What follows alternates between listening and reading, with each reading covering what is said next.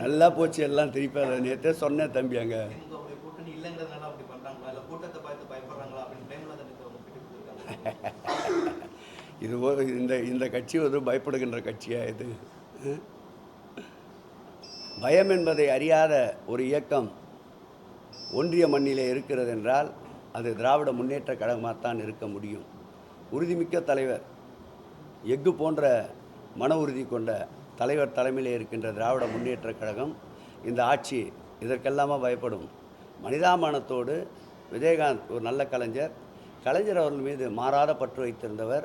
தளபதி அவர்கள் கூட அவருடைய மறைவுக்கு பிறகு அவர்கள் வைத்த கோரிக்கை அனைத்தையும் நிறைவேற்றி தந்தார். உதாரணத்திற்கு அரசினுடைய முழு மரியாதையை தந்தார். அவர் மீது கொண்டிருக்கின்ற பற்று, ஒரு சில சூழ்நிலைகளில் சட்டம் ஒழுங்கு பாதுகாக்க வேண்டிய பொறுப்பு அரசுக்கு இருக்கின்றது. அனுமதிக்கப்பட்ட இடங்கள் என்று சென்னையில் வரையறுக்கப்பட்டிருக்கின்றது.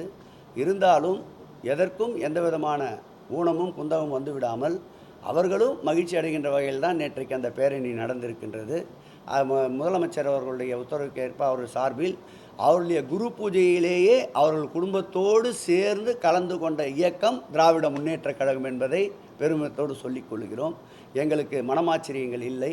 மாண்புமிகு எங்களுடைய முதலமைச்சரை பொறுத்தளவில் அதிர்ந்து கூட பேசக்கூடாதவர், யாரையும் பழிவாங்க வேண்டும் என்று எண்ணம் கொள்ளாதவர், இன்னார் இனியவர் என்பதல்ல.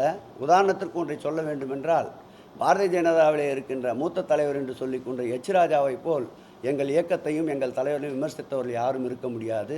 அவருடைய 60ஆம் ஆண்டு சசித்த பூஜைக்கு கூட எங்கள் முதல்வர் நேரடியாக சென்று வாழ்த்தினை தெரிவித்தார். அதுபோல் மன்னிப்போம் மறப்போம் என்ற கொள்கையுடையவர்.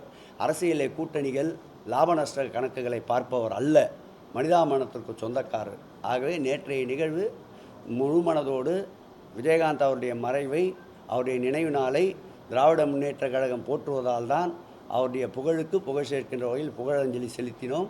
நான் கூட அவருடைய புகழுக்கு மேலும் புகழ் சேர்க்கின்ற வகையில் கருத்துக்களை பதிவிட்டிருக்கின்றேன். இதை கடந்து செல்வோம், அரசியலாக்க வேண்டாம்.